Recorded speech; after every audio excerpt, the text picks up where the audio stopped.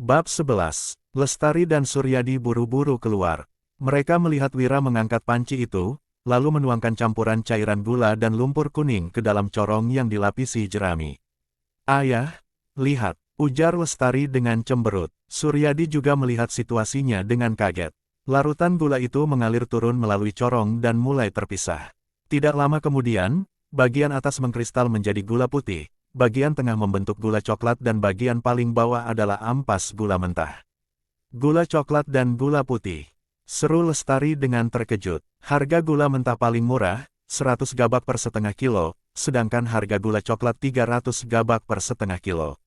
Di pasar, belum ada yang menjual gula putih. Perbandingan warna lapisan gula itu adalah 50% gula putih, 30% gula coklat dan 20% ampas gula mentah. Dengan perbandingan seperti itu, gula coklat yang didapat sudah bisa menutupi modal gula mentah. Sementara penjualan gula putih sudah benar-benar murni keuntungan. Suryadi, Hasan, Danu dan Sony sangat kaget.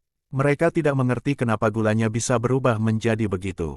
Dodi langsung bertanya, "Kak Wira, kenapa cairan lumpur kuning yang digabungkan dengan cairan gula mentah bisa jadi gula putih dan gula coklat?"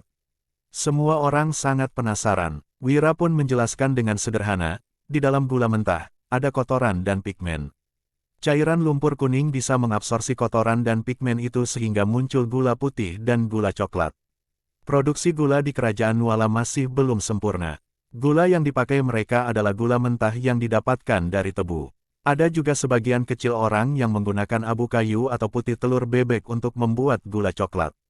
Cara menggunakan lumpur kuning untuk memurnikan gula baru ditemukan di zaman berikutnya. Wira memiliki gelar doktor di bidang kimia. Jadi, dia tahu jelas mengenai prinsip-prinsip yang terlibat dalam proses tingkat rendah ini. Pigmen, kotoran, mengabsorsi. Tidak ada orang yang mengerti apa yang dikatakan Wira. Wira mengambil sedikit gula putih itu, lalu berkata, "Coba cicip." Keenam orang itu mengelilingi corong, lalu mengambil sedikit gula putih dan mencobanya. Mata Lestari langsung berbinar setelah mencicip gula putih itu. Manis banget, lebih manis dari gula mentah dan gula coklat. Lebih manis dari gula coklat. Sony menambahkan dengan serius, seolah-olah dia pernah memakan gula coklat. Gula termasuk barang sekunder, penduduk desa tidak sanggup membelinya. Mereka hanya bisa memakan sedikit gula mentah saat mengunjungi para kerabat pada tahun baru. Sementara gula coklat adalah makanan orang kaya. Aku hanya pernah makan gula mentah. Gula putih ini jauh lebih manis daripada gula mentah. Apa yang dibilang Dodi adalah kenyataan, dia bukan sedang sok tahu seperti Sony. Suryadi, Hasan dan Danu juga mencoba gula coklat untuk membandingkannya. Setelah itu, mereka langsung mengangguk dengan penuh semangat. Gula putih memang lebih manis, tetapi manfaatnya tidak sebagus gula coklat. Wira melirik Lestari, lalu berkata, "Waktu perempuan butuh tambah darah, lebih bagus kalau minum air gula coklat." Setelah mendengar kata-kata Wira, Lestari langsung malu. Dia memelototi Wira dan memarahinya, "Cih, bajingan." Suryadi dan Hasan berdeham, sementara Danu, Dodi dan Sony hanya melongo. Dodi bertanya lagi, "Kak Wira, dari mana kamu tahu cara ini?" "Memangnya masih perlu tanya?" Sony berkata dengan yakin, "Wira pasti belajar dari buku." "Pintar." Wira mengacungkan jempolnya pada Sony. Tindakan Sony sudah menyelamatkan dirinya dari mengarang alasan. "Dasar bodoh."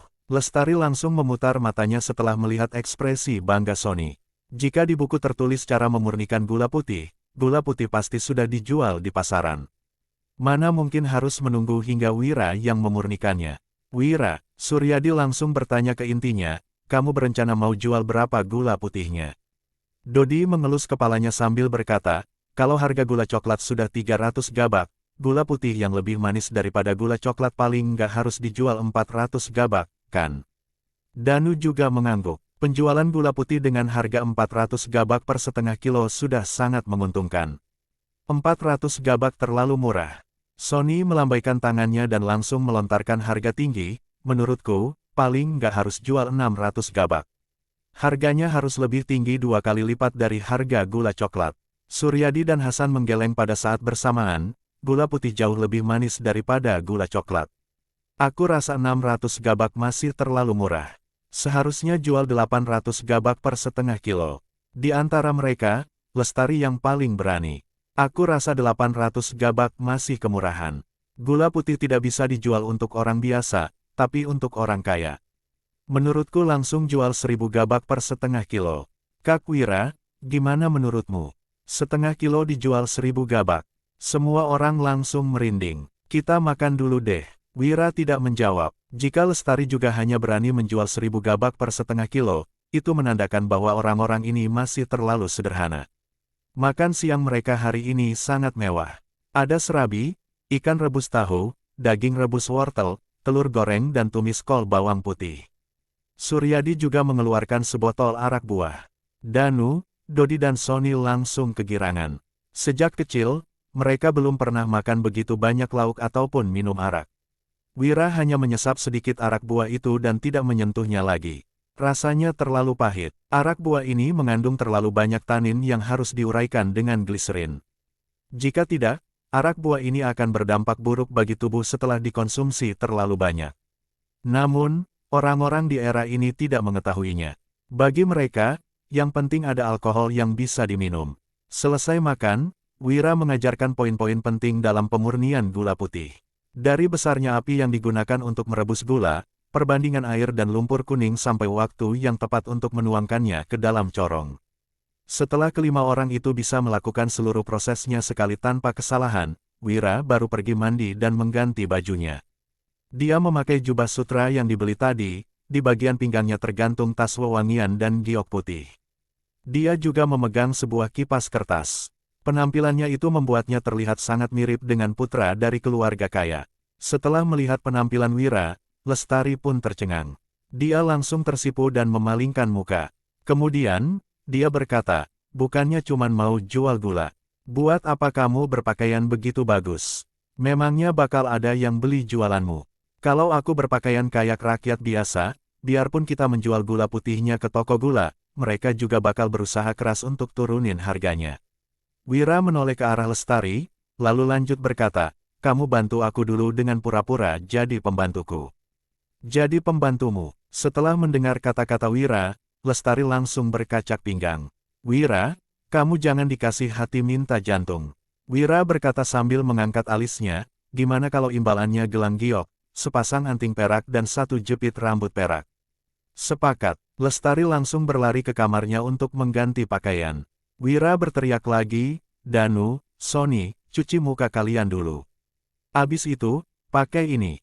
Danu dan Sony buru-buru menghampiri Wira, lalu mengganti pakaian mereka yang sudah bau amis ikan dengan pakaian dan sepatu baru.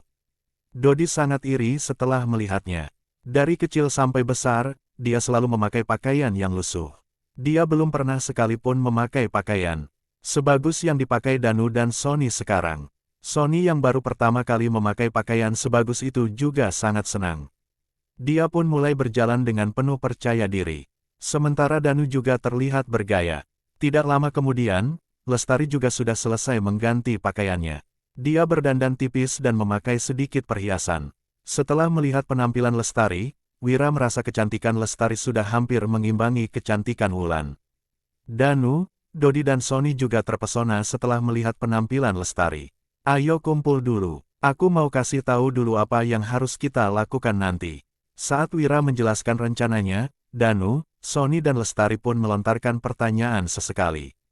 Tidak lama kemudian, Suryadi, Hasan dan Dodi sudah selesai memurnikan semua gula mentah. Gula mentah sebanyak 25 kilo menghasilkan sekitar 12,5 kg gula putih, 7,5 kg gula coklat dan 5 kg ampas gula. Kedua kotak cendana yang mereka beli sebelumnya digunakan untuk mengisi 10 kg gula putih yang akan dijual di pasar timur.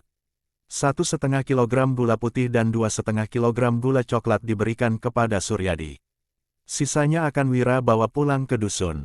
Ketujuh orang itu dibagi menjadi dua kelompok untuk pergi ke pasar timur. Pasar timur sangat besar. Selain menjual ikan, daging, sayuran, hasil pertanian dan minyak, ada juga toko yang menjual makanan kering, makanan laut serta makanan manis.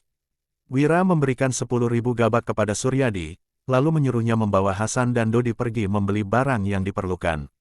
Setelah menyewa sebuah kereta kuda, Wira dan Lestari duduk di dalam kereta. Danu mengendarai kereta, sedangkan Sony berjalan mengikuti kereta di samping. Mereka semua sangat gugup tetapi juga bersemangat.